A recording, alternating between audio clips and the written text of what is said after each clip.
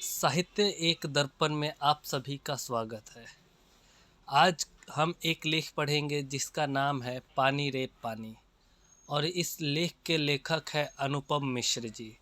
तो चलिए शुरू करते हैं आज का ये लेख पानी रे पानी। कहाँ से आता है हमारा पानी और फिर कहाँ चला जाता है हमारा पानी। हमने कभी इस बारे में कुछ सोचा है? सोचा तो नहीं होगा शायद, पर इस बारे में पढ़ा जरूर है। भूगोल की किताब पढ़ते समय जल चक्र जैसी बातें हमें बताई जाती हैं। एक सुंदर सा चित्र भी होता है इस पाठ के साथ। सूरज, समुद्र, बादल, हवा, धरती, फिर बरसात की बूंदें और लो फिर बहती हुई एक नदी और उसके किनारे बसा तुम्हारा हमारा गांव, घर, गांव या शहर। चित्र के दूसरे भाग में यही नदी अपने चारों तरफ का पानी लेकर उसी समुद्र में मिलती दिखती है। चित्र में कुछ तीर भी बने रहते हैं। समुद्र से उठी भाप बादल बनकर पानी में बदलती है और फिर इन तीरों के सहारे जल की यात्रा एक तरफ से शुरू होकर समुद्र में वापस मिल जाती है। जल चक्र पूरा हो जाता है। यह तो हुई जल चक्र की किताबी बात, पर अब तो हम सबके घरों में, स्कूल में, माता पिता के दफ्तरों में, कारखानों और खेतों में पानी का कुछ अजीब सा चक्कर सामने आने लगा है। नलों में अब पूरे समय पानी नहीं आता। नल खोलो तो उससे पानी के बदले सू सू की आवाज़ आने लगती है। पानी आता भी है तो बेवक्त, कभी देर रात को तो कभी भोर सवेरे। मीठी नींद छोड़कर घर भर की बाल्टियां, बर्तन और घड़े भरते फिरो। पानी को लेकर कभी कभी कहीं कहीं आपस में तू मैं भी होने लगती है। रोज़ इन झगड़ों के टंटों से बचने के लिए कई घरों में लोग नलों के पाइप में मोटर लगवा लेते हैं। इससे कई घरों का पानी खींचकर एक ही घर में आ जाता है। यह तो अपने आसपास का हक छीनने जैसा काम है, लेकिन मजबूरी मानकर इस काम को मोहल्ले में कोई एक घर कर बैठे तो फिर और कई घर यही करने लगते हैं।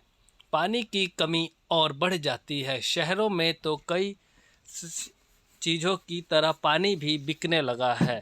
यह कमी गांव शहरों में ही नहीं बल्कि हमारे प्रदेशों की राजधानियों में और दिल्ली, मुंबई, कोलकाता, चेन्नई और बेंगलोर जैसे बड़े शहरों में भी लोगों को भयानक कष्ट में डाल देती है।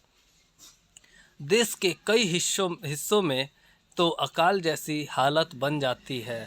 यह तो हुई गर्मी के मौसम की बात, लेकिन बरसात के मौसम में क्या होता है? लो, सब तरफ पानी ही बहने लगता है। हमारे तुम्हारे घर, स्कूल, सड़कों, रेल की पटरियों पर पानी भर जाता है। देश के कई भाग बाढ़ में डूब जाते हैं। यह बाढ़ न गांव को छोड़ती है और न मुंबई जैसे बड़े शहरों को।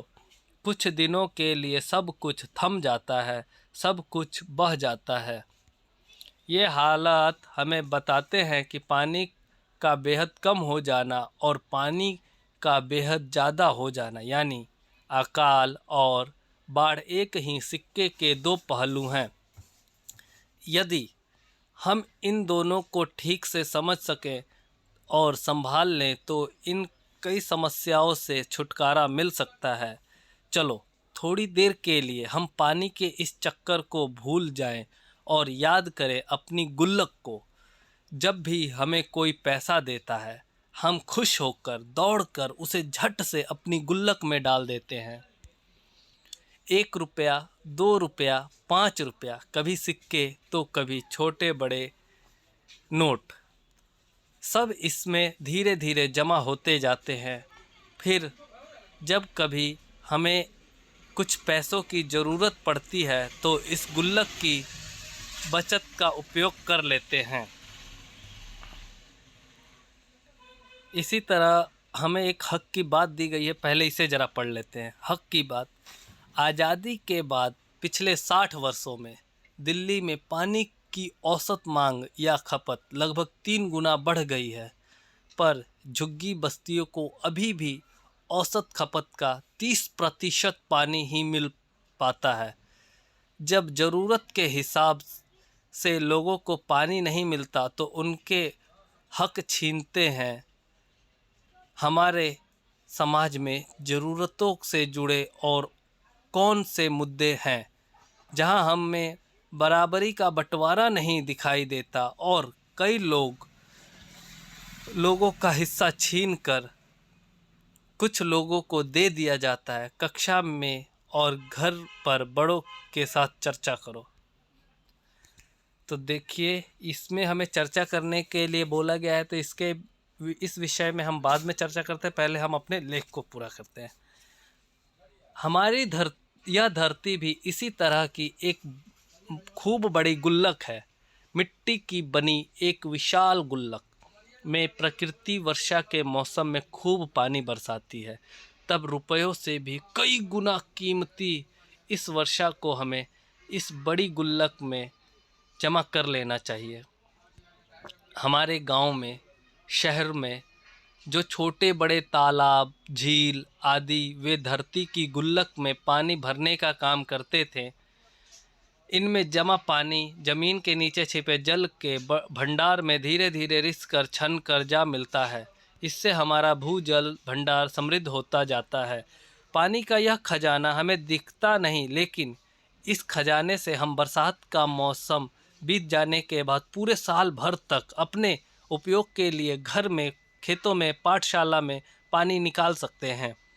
लेकिन एक दौर ऐसा भी आया जब हम लोग इस छिपे खजाने का महत्व भूल गए और ज़मीन के लालच में हमने अपने तालाबों को कचरे से पाट कर भर कर समतल बना दिया।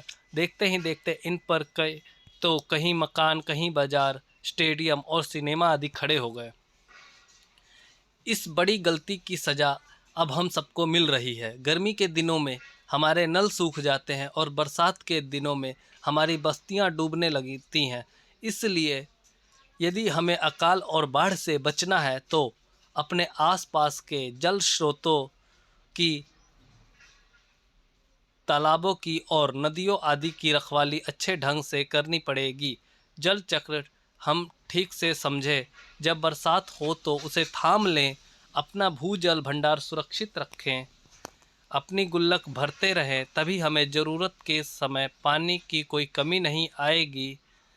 यदि हमने जल चक्र का ठीक उपयोग नहीं किया तो हमें पानी के चक्कर में फंसते चले जाएंगे।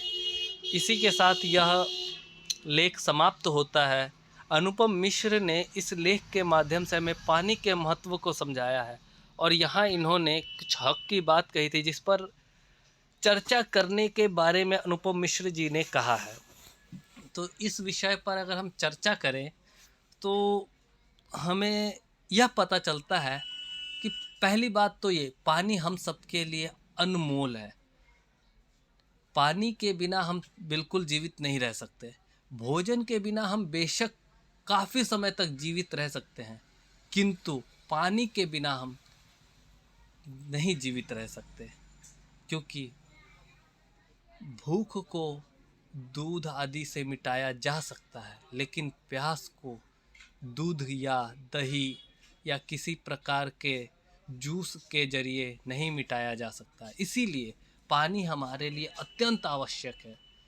तो आप सभी से यही गुजारिश है, जितने भी लोग इस लेख को सुने हैं, पढ़े हैं, उस हिसाब से आपको जहाँ कहीं भी एक नल की टूटी अगर खुली दिखाई दे, जहाँ पानी की अगर एक एक बूंद भी गिर रही है, तो कृपया उसे बंद करें, ताकि हम पानी को बचा सकें और आगे आने वाली पीढ़ी इस पानी का उपयोग कर सके। क्योंकि जल है तभी कल है। जल के बिना जीवन नहीं, और जीवन के बिना ये धरती पूरे शमशान बन जाएगी। इसलिए जल का जहाँ तक हो सके बचाव करें, क्योंकि लोग आजकल हम सभी देख रहे हैं कि बोतलों में पानी बेचा जा रहा है, जबकि ईश्वर ने, कुदरत ने हमें पानी के अनेकों भंडार मुफ्त में दिए हैं, फिर भी हम पानी को खरीद कर पी रहे हैं। इसलिए जल को संभालें। और जहाँ तक है, हमें सरकार से भी ये उम्मीद रखनी चाहिए कि वो तालाबों को, नदियों आदि को जो है भरे नहीं, और कई जगहों पर तालाब खुदवाए, जिससे नीचे का भूजल जो भंडार है वो बढ़ सके। अगर आपको मेरी यह मेरा यह तरीका अगर आपको पसंद आता है तो अपने दोस्तों को भी बताएं और को संभालें। जैसे एक बात मुझे याद आ रहा है, मैंने देखा था कहीं, मैंने मुंबई में एक जगह देखा था, एक फ्लैट में जैसे बरसात के पानी को इकट्ठा करने के लिए उन्होंने बहुत ही अच्छी तकनीक का इस्तेमाल किया था। उन्होंने पूरे फ्लैट के जितने भी उनके बड़ी सी बिल्डिंग में जितने घर हैं, जितना भी उनका एरिया पड़ता है, यही करीब होगा 400-500 वर्ग गज के करीब होगा। उन्होंने उतने बड़े स्तर पर उन्होंने जो भी बरसात का पानी इकट्ठा होता था वो सीधा सीवरेज में ना जाकर उन्होंने एक, जैसे हम पानी के लिए नीचे खुदाई करवाते हैं, समरसिबल लगवाते हैं, वैसा ही उन्होंने एक समरसिबल का बनवाया था और उसमें वो पानी सीधा अंदर जा रहा था, जिसके तहत जो है भूमि का जो जल का स्तर है वो बढ़ रहा था।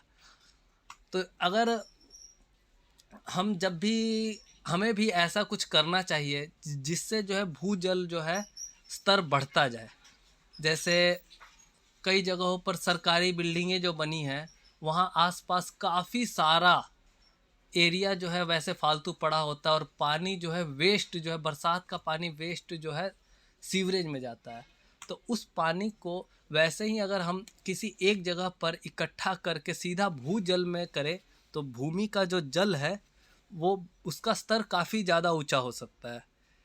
तो इसी तरह अगर जैसे हम अपना घर बनवाते हैं, जैसे लोग अपने घर बनवाते हैं, फ्लैट बनवाते हैं, वहाँ पर भी अगर वो अपने पीने के पानी के साथ साथ एक और खुदाई करवा के एक और वो बनवा दे तो कितनी अच्छी बात होगी, जिससे जो पानी, सारा पानी जो है उसके अंदर जाएगा और जल का स्तर बढ़ेगा।